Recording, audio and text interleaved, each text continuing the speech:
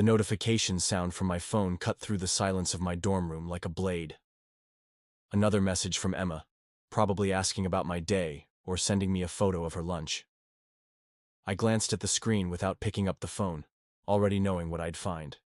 The same loving words, the same heart emojis, the same desperate attempt to bridge the 300 miles between Boston and New York.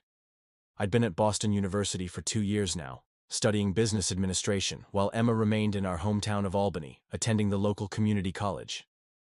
We'd been together since junior year of high school.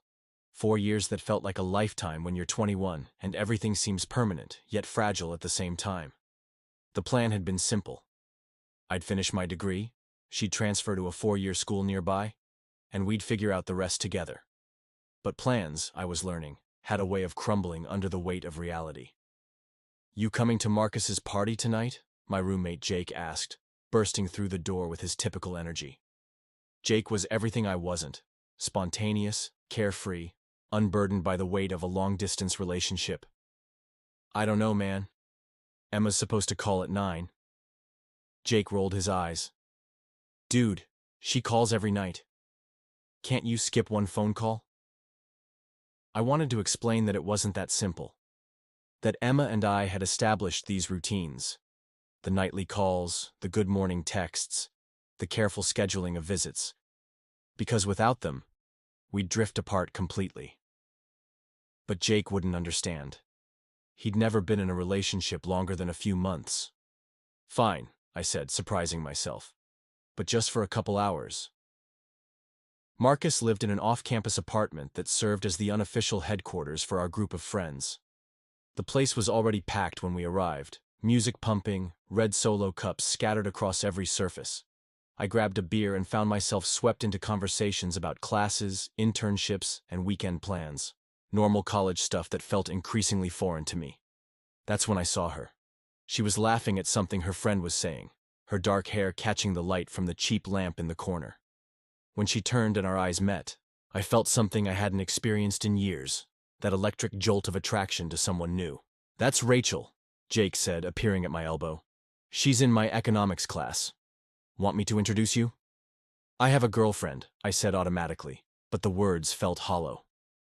"Right," Jake said, but he was already walking away, leaving me alone with my thoughts and my beer.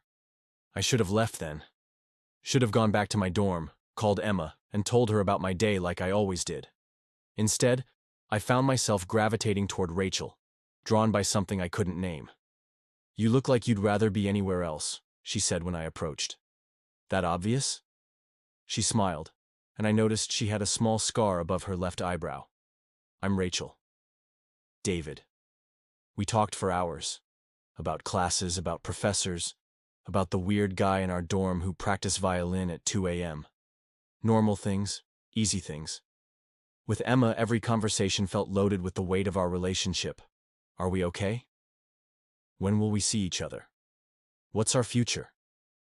With Rachel, I could just be a college student talking to another college student. When my phone buzzed with Emma's call, I let it go to voicemail. "Important call?" Rachel asked. "Not really," I lied.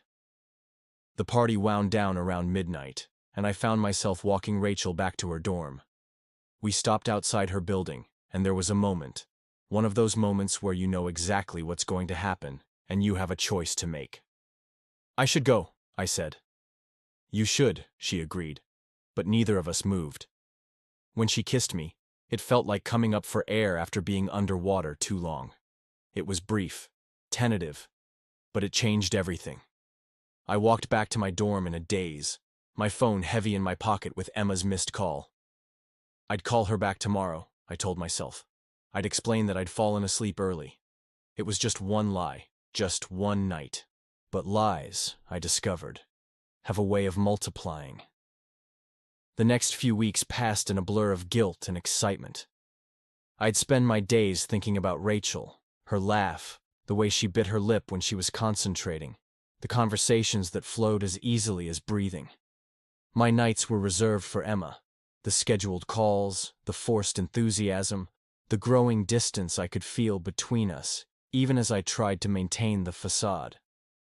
"You seem distracted lately," Emma said during one of our video calls.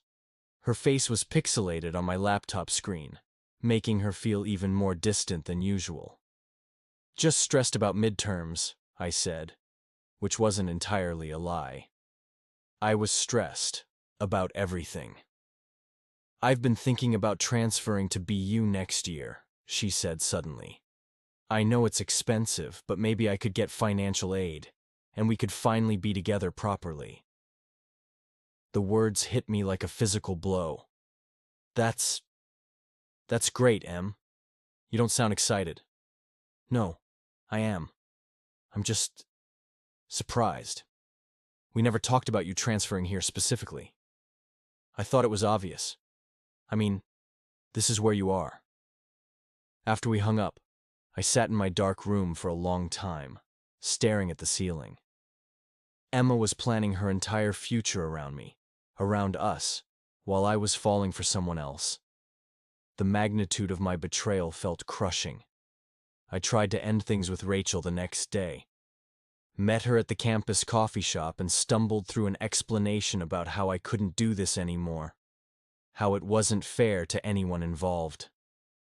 You have a girlfriend, she said. It wasn't a question. Yeah. Back home. We've been together for 4 years. Rachel stirred her coffee slowly, processing this information. 4 years is a long time. Yeah. Do you love her? The question hung in the air between us. Did I love Emma? I thought I did. But love at 21 felt different than love at 17. We'd grown up together, but maybe we'd grown apart in the process. I don't know anymore, I admitted. And that's exactly why you shouldn't make any big decisions right now, Rachel said gently. But David, I'm not asking you to choose between us. I'm not asking you to leave her. I'm just asking you to be honest about what you want. What I wanted was to be the kind of person who could walk away from this conversation and never look back. What I wanted was to love Emma the way she deserved to be loved, or to have the courage to let her go. What I wanted was to not be the kind of person who lived a double life. But what I did was lean across the table and kiss Rachel again. The affair, because that's what it was, even if I'd never called it that, continued for another month. I became an expert at compartmentalization, at living 2 separate lives. With Emma, I was the devoted boyfriend, talking about future plans and making promises I wasn't sure I could keep. With Rachel, I was just David, not Emma's boyfriend, not the guy from Albany, just myself. The end came, as these things often do, suddenly and messily. Emma decided to surprise me with a visit for my birthday. She'd driven down from Albany, had flowers and a homemade cake, and was waiting in my dorm lobby when I got back from spending the afternoon with Rachel. Surprise, she said, throwing her arms around me. She smelled like the perfume I'd bought her for Christmas, familiar and comforting and wrong. Emma, what are you doing here? It's your birthday tomorrow. I wanted to celebrate with you. I'd forgotten it was my birthday. In the chaos of the past few weeks, I'd lost track of time, of dates, of the markers that used to structure my life. That night, as Emma slept in my narrow dorm bed, I lay awake staring at the ceiling and feeling like the worst person alive. She'd driven 6 hours to surprise me, had probably spent money she didn't have on gas and the hotel room she'd booked for the weekend. And I'd been thinking about someone else the entire time. The next morning, she made me breakfast in the communal kitchen, chattering about her classes and her part-time job at the local bookstore. She'd brought photos from home, pictures of our friends, our families, the places we'd hung out in high school. Looking at them felt like looking at someone else's life. I have something to tell you, she said as we sat in the quad, sharing the birthday cake she'd made. I got accepted to BU for the fall semester. The cake turned to ash in my mouth. That's... wow. When did you apply? A few months ago. I wanted it to be a surprise. She was glowing with excitement, and I realized I was about to destroy her entire world. "Emma, we need to talk." The words came out before I could stop them. I watched her face change, saw the exact moment she understood that this wasn't going to be the conversation she'd expected.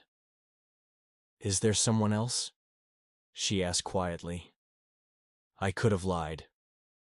Could have said no, that I was just feeling overwhelmed by school, by the pressure of our relationship, by the future bearing down on us.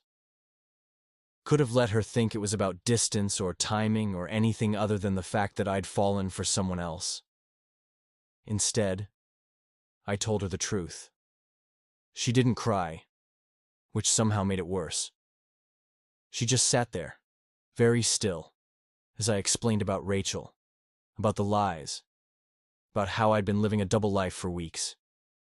When I finished, she carefully packed up the remains of the cake and stood up. "I'm going to drive home now," she said. "Emma, wait. Can we talk about this?" "What is there to talk about, David?" "You've been cheating on me. You've been lying to me. And I've been planning my entire future around someone who doesn't even want to be with me." She was right, of course. There was nothing to talk about. I watched her walk away, her shoulders straight, her head held high.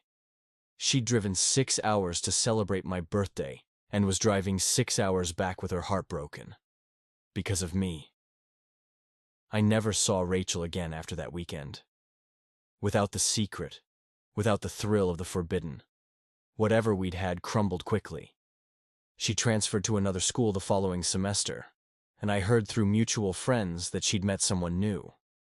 Emma blocked me on social media, changed her phone number, and disappeared from my life as completely as someone could in the age of digital footprints. I heard from a mutual friend that she'd ended up going to SUNY Albany after all, that she'd graduated with honors and was working at a nonprofit in the city. I graduated from BU 2 years later, got a job at a consulting firm, and moved to Chicago. I dated other people, had other relationships, but I never forgot the lesson Emma taught me in that quad. That love isn't just about how you feel, but about how you choose to act on those feelings. Sometimes I wonder what would have happened if I'd made different choices. If I'd been honest with Emma from the beginning about my doubts. If I'd ended our relationship before starting something with Rachel. If I'd been brave enough to face the truth about what I wanted instead of trying to have everything. But mostly, I think about Emma, driving back to Albany with a birthday cake and a broken heart. And I hope she found someone who loved her the way she deserved to be loved. Completely, honestly, and without reservation. The distance between Boston and Albany is 300 miles. The distance between who I was and who I wanted to be turned out to be much greater.